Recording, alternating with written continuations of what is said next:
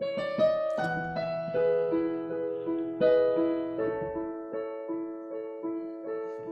welcome to another in the series of talks that the Climate Crisis team is hosting. And today we have a conversation between Reverend Norm and our own Dr. Colin Kerr, who has had a long history of various types of involvement with the renewable energy industry, all the way from wind turbines right through to the development of hydrogen as a renewable fuel.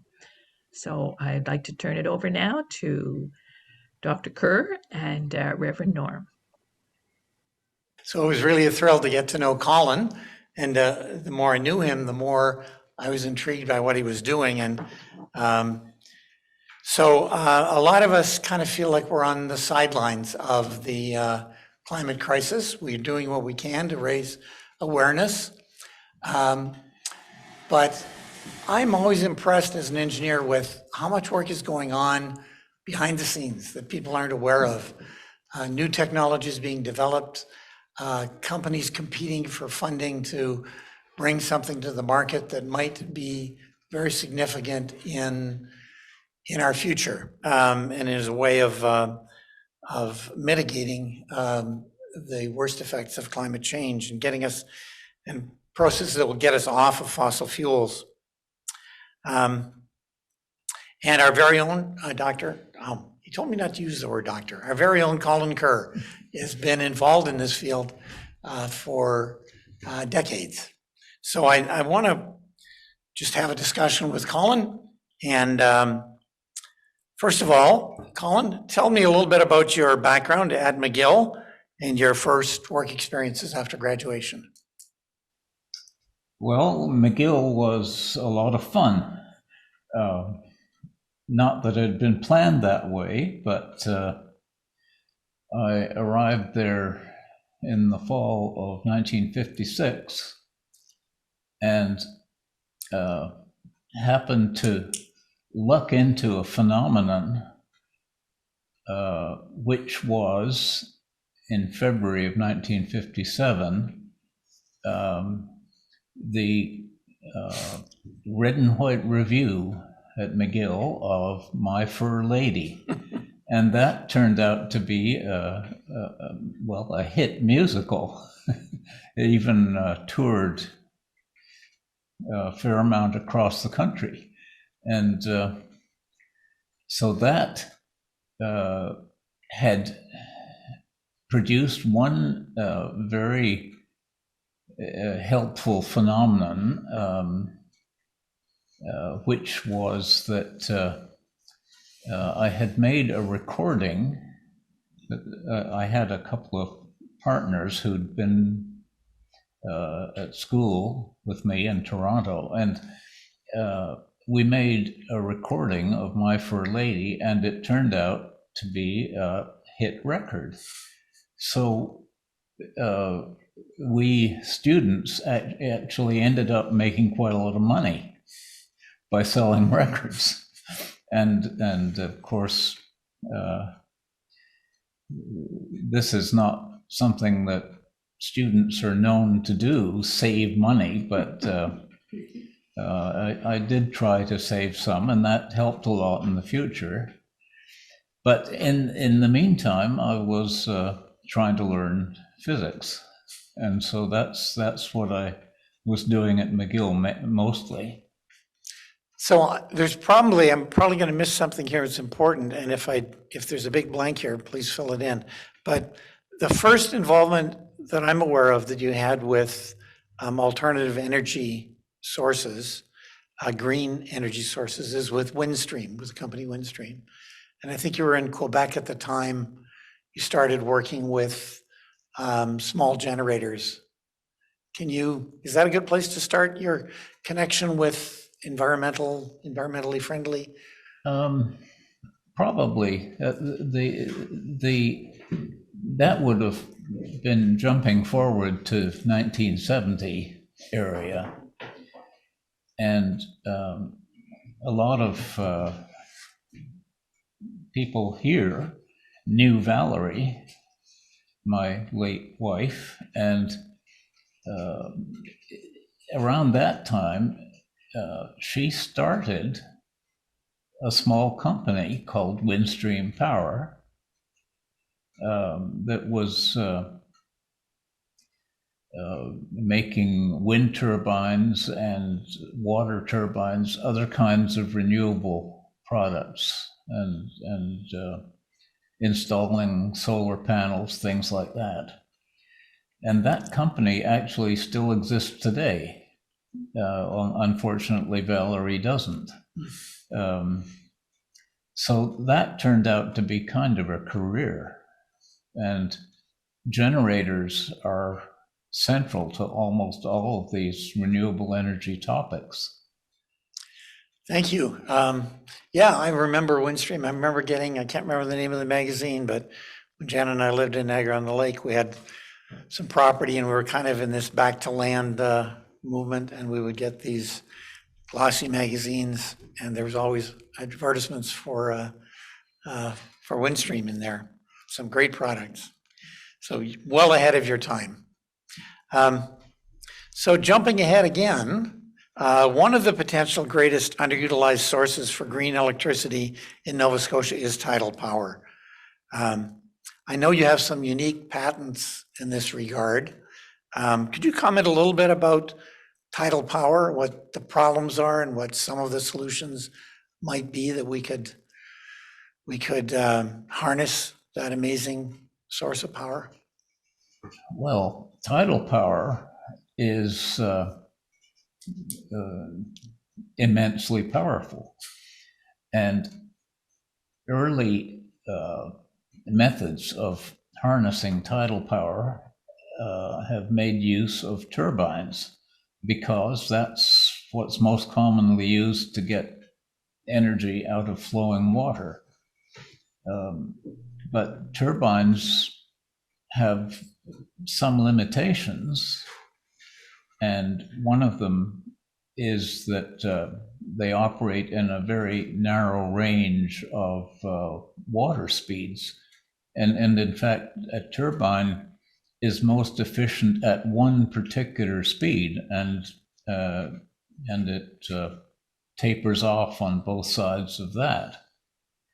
So turbines cannot operate both in regular water speeds and at high water speeds. And so what happened in Nova Scotia, having got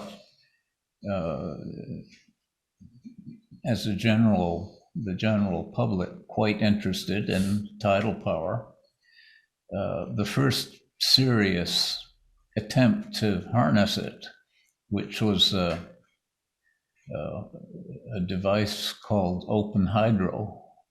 That was a turbine that had a hole in the middle of it, why it's called open, unfortunately disintegrated. And that was simply because the speed of water in the Bay of Fundy was so much higher than anywhere else. And there is another way to deal with it, deal with the question of the very high speeds and varying, because the tide comes and goes twice a day, and at one point it's very, very fast, and that goes down to zero, and then it goes in the other direction. So the device that seems to be best suited to that is not a turbine at all. It's a machine which makes use of the phenomenon of flutter, which is when you have hydrofoil in moving water, it can be caused to vibrate, to simulate flutter, but in a very controlled manner, so that it'll develop power from a very, very low speed, or in fact, as the tide comes and goes, it drops to zero for a while. right up to the highest speed without disintegrating. So there is certainly is a future for tidal power, and to make use of the entire range of water speeds. A turbine is not the best way to do it, but human nature is very slow to adapt to new things, and so this is still in process.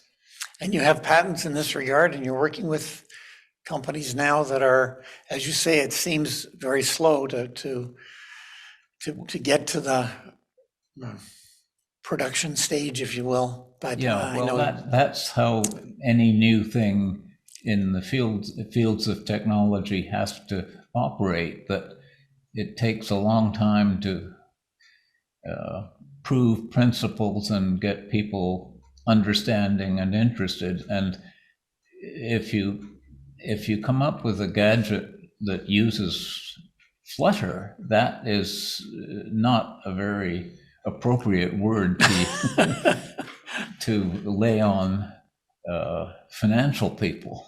But it's a much more environmentally friendly word, in that turbines tend to damage any marine life that come in contact with them if they're traveling at any speed. That's a very good point, because a turbine, from a marine animal's point of view, is a Cuisinart.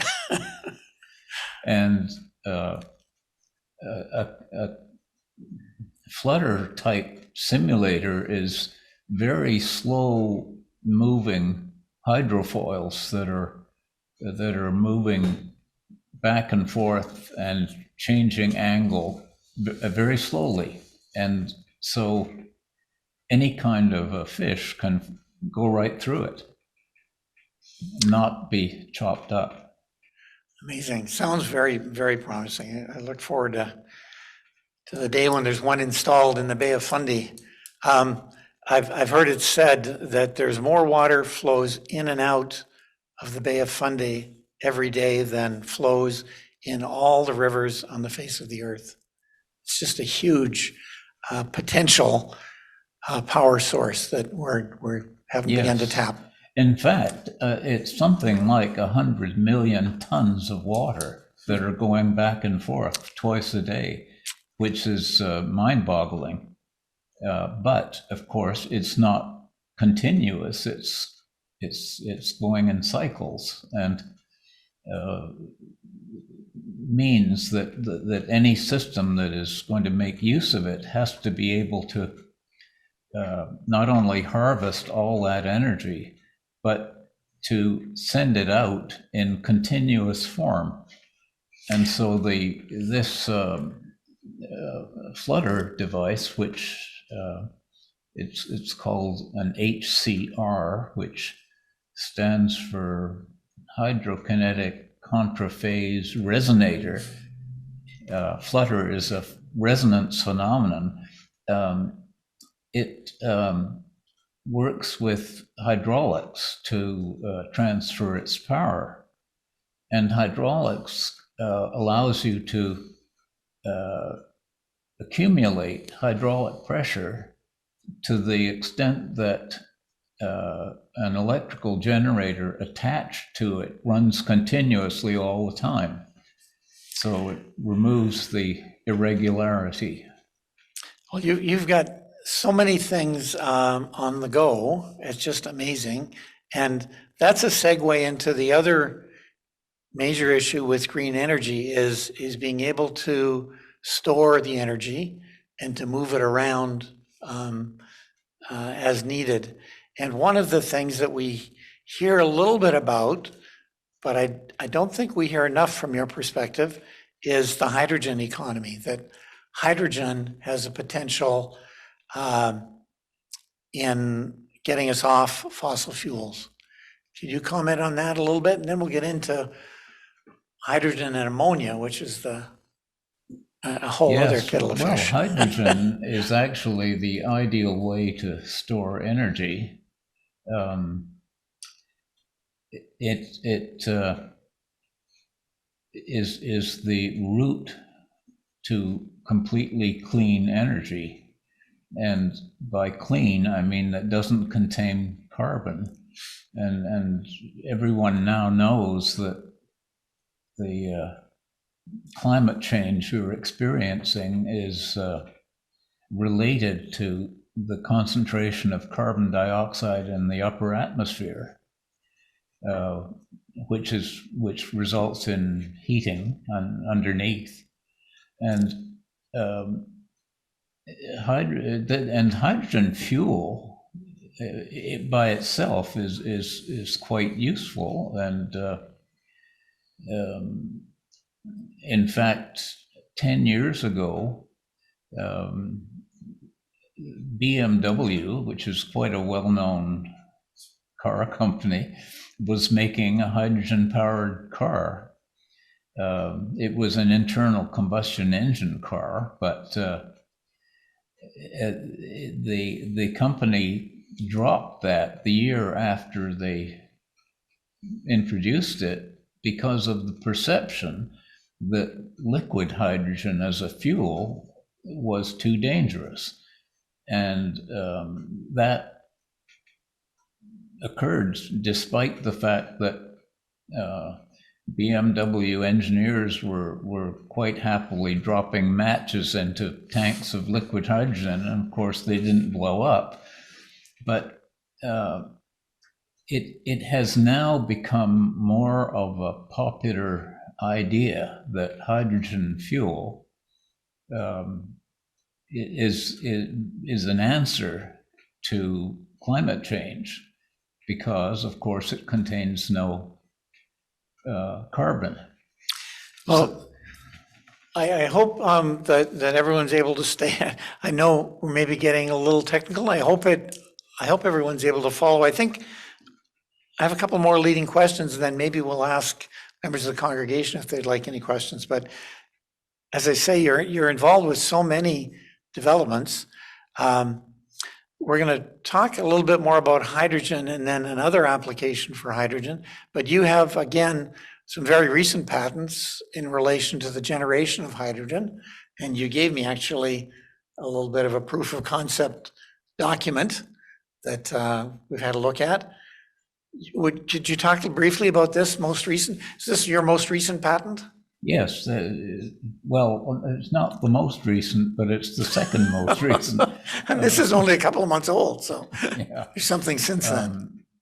The H2G project is a hydrogen generator, which is a gadget that you pour water into it, and turn the handle, and you get out hydrogen gas.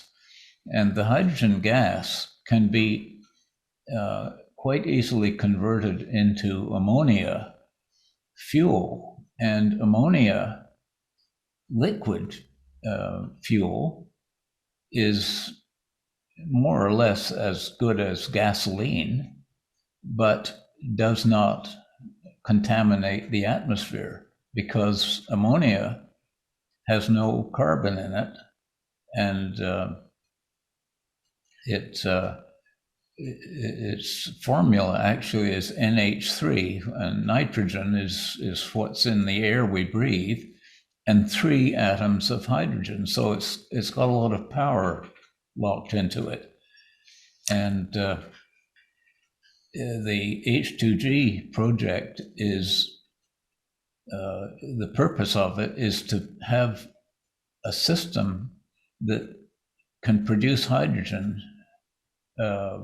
pure hydrogen, and that means that the electricity used in it is generated right inside the device. It's not, doesn't come from the public utility, whose electricity is very far from being green. It's made here in Nova Scotia, of course. Every time you see the smokestacks across the harbor, you know there's an awful lot of coal and oil being used to make electricity. So this device makes its own electricity and produces hydrogen on the spot. It doesn't have to be transported anywhere. You make it where you use it. And it could be driven by a wind turbine or actually by a tidal turbine, I suppose, or almost anything. In fact, it could easily be powered by one of these HCR Flutter hydropower devices, which puts out, of course, energy in the form of compressed hydraulic fluid or even water. And that can directly run one of these hydrogen generators. Okay. The last technical thing I want to discuss is this ammonia as a fuel. And until we started having these discussions, I was completely ignorant of the potential of ammonia. If you go online or YouTube or anywhere now, you'll see it's a very, very hot topic. Ammonia is actually a better storage device for hydrogen than hydrogen is, apparently. Equal amounts of compressed ammonia or hydrogen, the ammonia has more available hydrogen in it than pure hydrogen has. And it would seem so, yeah. Yes. And ammonia now, the production of ammonia has been around since the First World War. Right now, it's one of the dirtiest processes on the planet. The production of ammonia, which is primarily used for fertilizer, is, I've heard, either responsible for 1% to 2% of all the CO2 emissions from the industrialized world. So if we can produce ammonia without the use of fossil fuels, we would be going a long way just in that step towards reducing CO2. But then if we can use the ammonia to replace fossil fuels as a fuel, then the sky's the limit, I guess. Yeah, and that is now possible, but as the way the human race works, it will take quite a lot of time before that becomes common. However, it is possible. And now you're working with a company in Canada called Clean. What's the company that you're presently working that is developing this ammonia production system? Yeah, well, the one I think you're referring to is Fuel Positive. That's it. And Yep. and their objective is to get ammonia adopted as a fuel, and ammonia actually in its liquid form is a fairly passive type of fuel. It doesn't blow up or has no ill effects. Well, even though ammonia is kind of toxic, all fuels are toxic, and you wouldn't want to drink a pint of gasoline. But ammonia in its liquid form is fairly passive, and almost any ammonia type derivative can be used for internal combustion engines, and that has been used. In fact, with the right kind of catalyst, you could even run your car on urine, because it's got nitrogen and hydrogen in it. And so the human body is not that averse to ammonia. Okay, on that technical point, and the image of running our cars on urine, I'm gonna open things up for people from the congregation who would like to have any questions. We've got everywhere from small wind turbines that you might have to go off grid, to hydrogen generation, to harnessing tidal power, to the hydrogen economy, to ammonia as the fuel of the future, and all within the scope of the work that Colin Kerr has been doing. So would anyone from the congregation like to engage in a question? And I'll let John, are you there, John? I hope. Yep, I'm here. Yep. If you can highlight anyone who would like to raise their hand, or maybe we've just boggled everybody's mind with the potential that is out there. Colin, what are the economics of water to hydrogen to liquid ammonia compared to the current costs of generating fuel oil and gas and those kind of things? Well, the economics part of it isn't exactly my field, but ammonia as a fuel has a certain cost to it, but it's less than, for instance, the extraction of oil and transportation of crude oil and refining and all of the other processes that add up to its final sale price. And so ammonia fuel, if it becomes commonplace, will reduce the cost of liquid fuel considerably. I can't tell you exactly what that will be, though. But that's incredibly encouraging.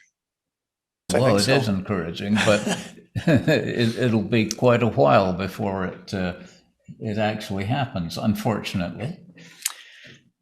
Yeah, I'm not an economist either, but going back to my reflection this morning in the service, this idea of money and what something costs, when we don't factor into the cost of fossil fuels, the cost of the pollution that it generates, or when we realize that the cost to generate hydrogen might mean a lot of people have a job working in that industry, it puts a different light on things. On the question of toxicity, Colin and I have had some discussions about this, and as he points out, gasoline is toxic as well. If we didn't have gasoline cars and you told somebody that there's this highly flammable fuel that will vaporize, stay near ground level, and we're going to allow people to pull up in a vehicle and go to a pump and pump it willy-nilly into their cars and then drive away, and it'll explode under the hood of their car to move it forward, people would say, that's never going to work. That doesn't sound very safe. So ammonia is safer than gasoline in some ways. When it vaporizes, it's lighter than air, so it doesn't stay near the ground. It elevates. It has a very irritating odor, so that at very low levels, you're aware if there is a leak. And it has to be at fairly high concentrations to really cause illness. But you will hear occasionally, ammonia is used as a refrigerant in industrial systems, like in curling rinks and ice rinks. It's used as a refrigerant.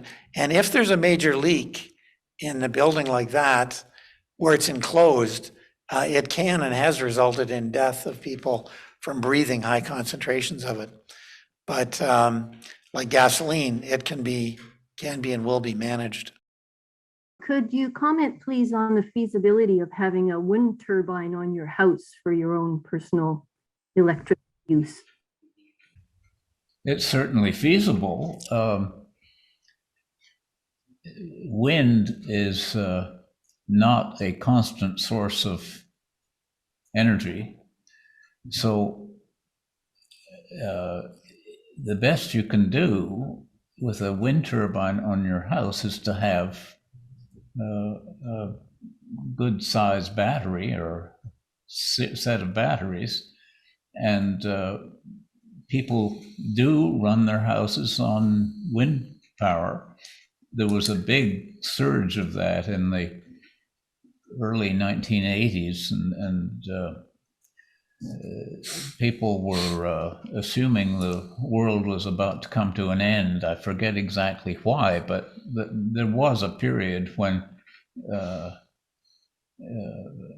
running your house on wind power or solar power was a very hot topic, and it does work. Yeah, I don't know if anybody wants to comment on this, but I haven't been able to follow the logic that Nova Scotia Power is apparently wanting to levy fees on people who have installed solar power on their house, which would certainly discourage people from trying to install solar power. I'm sure there's some logic there, but I'm not sure what it is. Well, that's a very good example of wrong-mindedness in humankind. The Nova Scotia Power is an example of a humanoid organization. They get an enormous amount of money from the public for electricity, and they're determined to. When you get money, you want more, and they're determined to get more money. And I think that their demands are not particularly rooted in science. They're just rooted in greed. Hi there. I'm Mary Francis's partner, Dane George, and she invited me to hang out and listen to the talk today. We've also got Loon here, who may have some commentary. We'll see. He's a bit unpredictable, sort of like the wind, I suppose. And anyhow, I first of all, I really enjoyed this talk. So thanks for hosting it, and thanks for Mary Francis for inviting me. And I work for a company, and we're currently trying to commercialize a solar technology. And so my question is,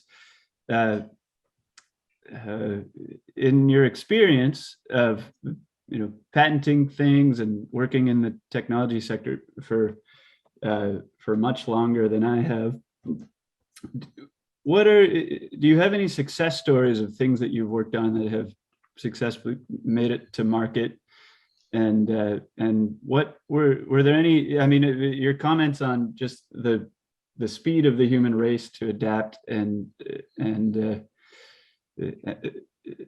start using things and changing our ways is very slow. And so, what do you have any tips on how to take it from your mind to paper to sharing it with a group, and then what comes next? Or were there any key things that you did or witnessed that pushed something to market? You're a better person to answer that one.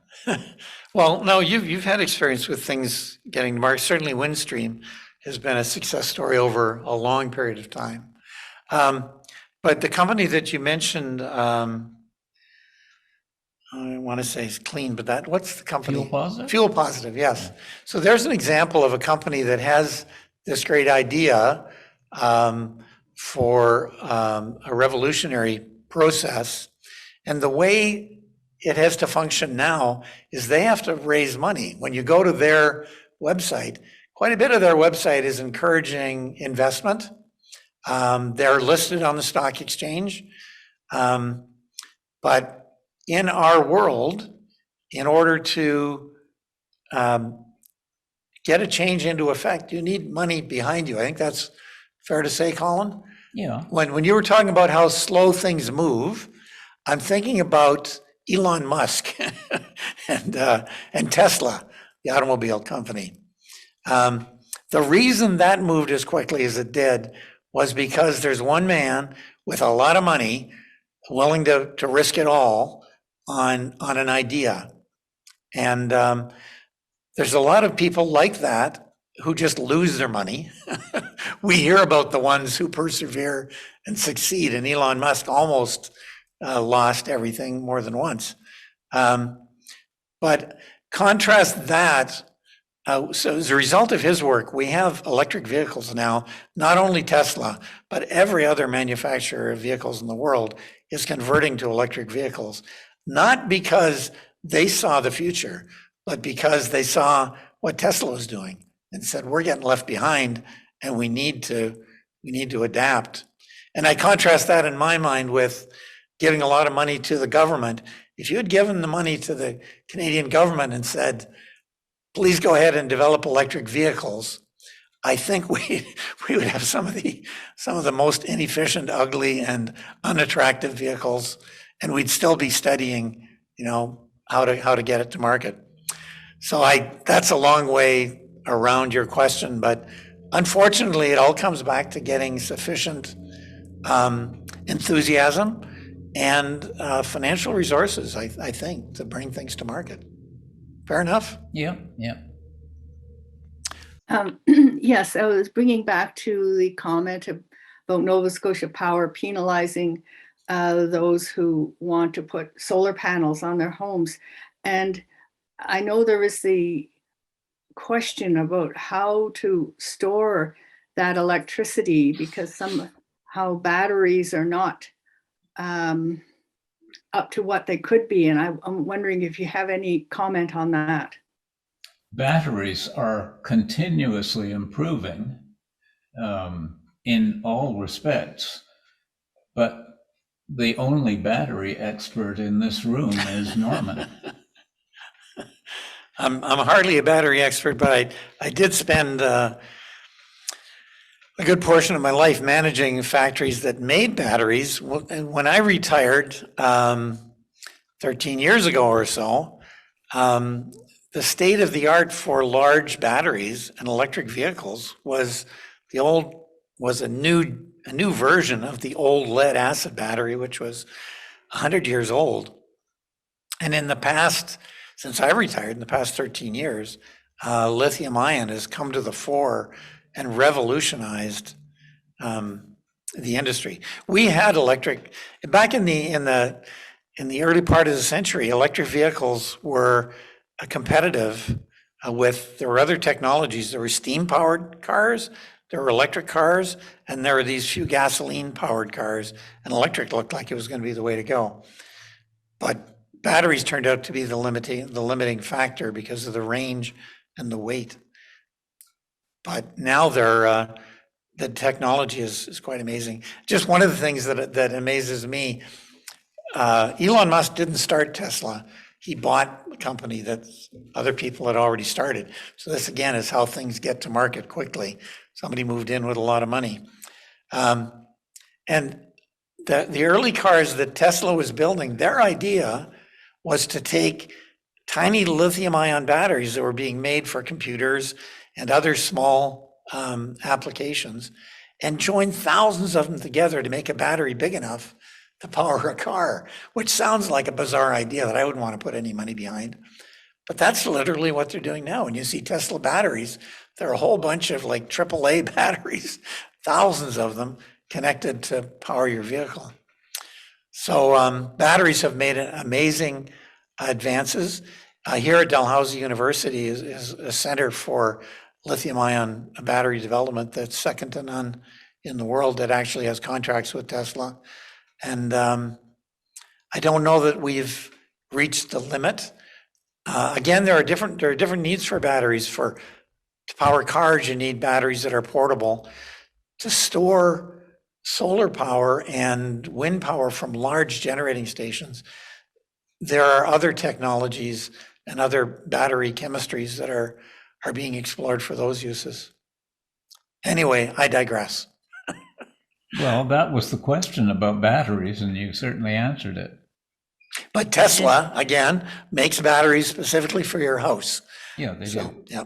So if you have a solar panel on your roof or a wind turbine, you can connect it to a battery that's in your house. Or Ford Motor Company is now marketing a pickup truck, a battery-powered pickup truck that you can charge from your solar panels that will, in an emergency, power your house for 3 days. So it's quite phenomenal. Yes, batteries have come a long way.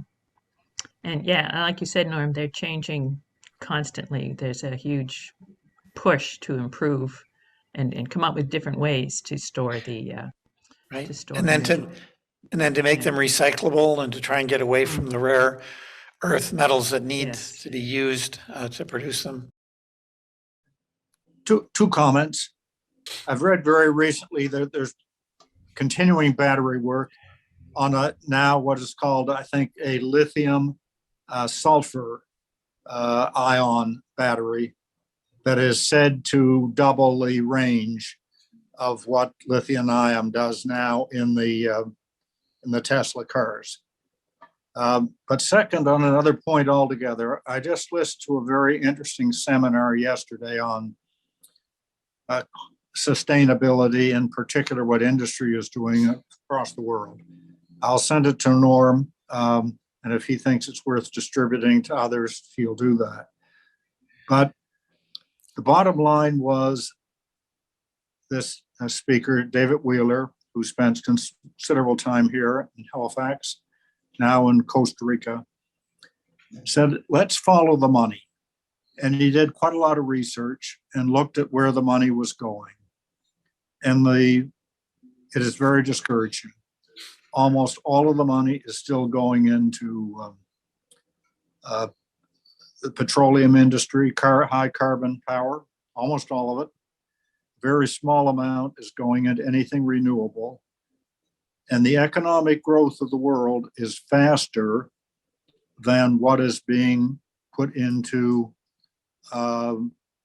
more sustainable power.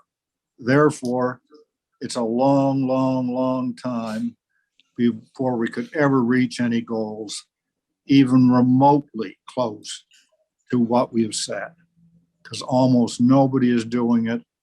All we are doing as the world is talking about it. So I'll send that to Norm, and some of you certainly will find it interesting and discouraging to read. Thank you very much. Thank you. I don't want to end on a pessimistic note. But yes, I mean, it's huge.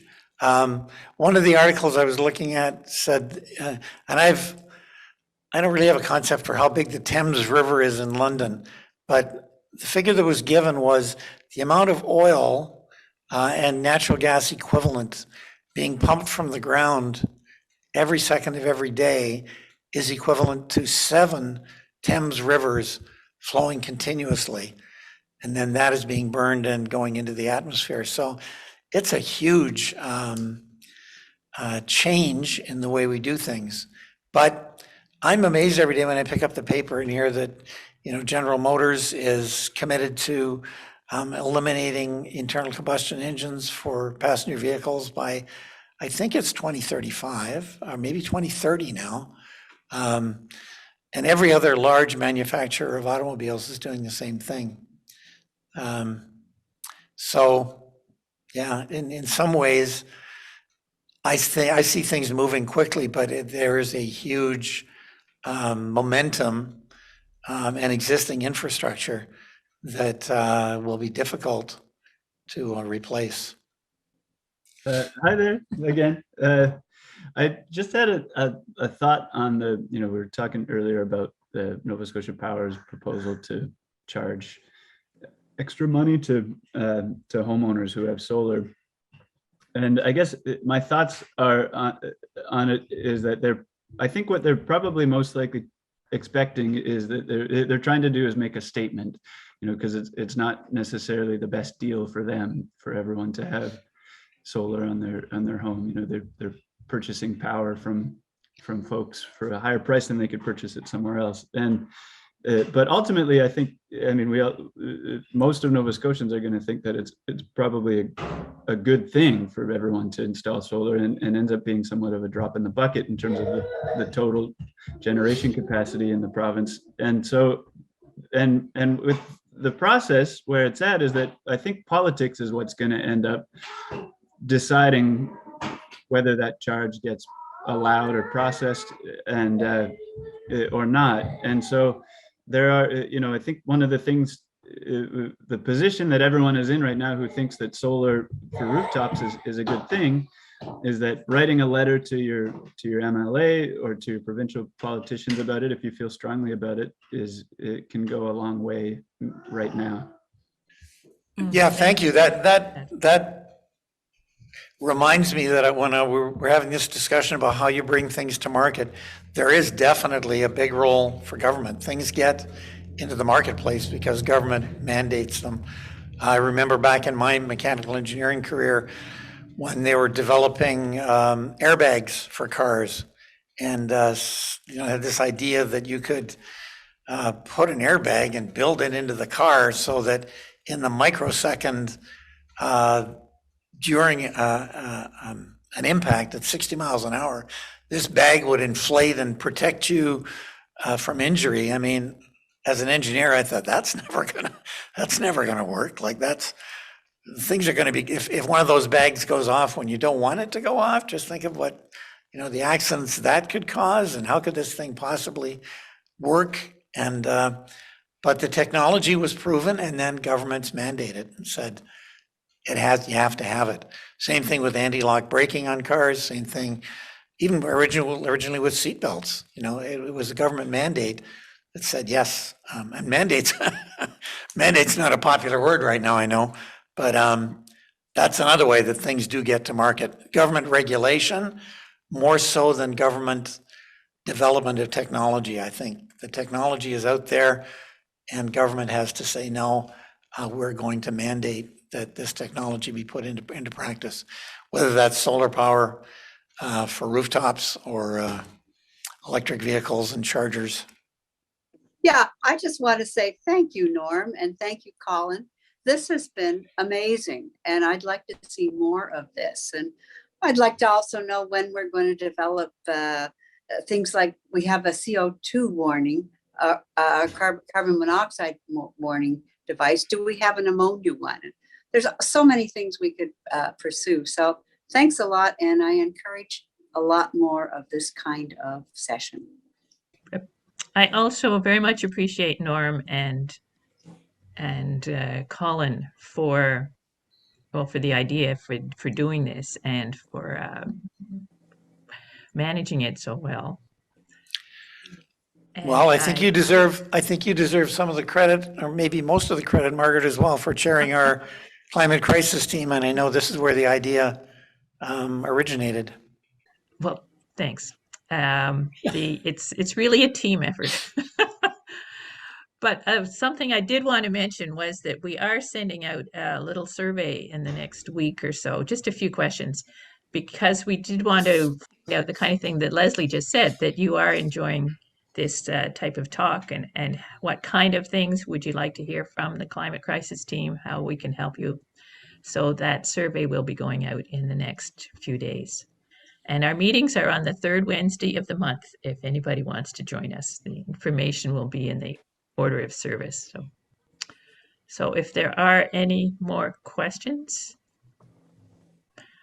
So thank you so much to all of you for joining us today. I was very impressed. We have 25 people on this call, so that's great. And we will have another one on some kind of climate-related topic in the next couple of months. So look for that.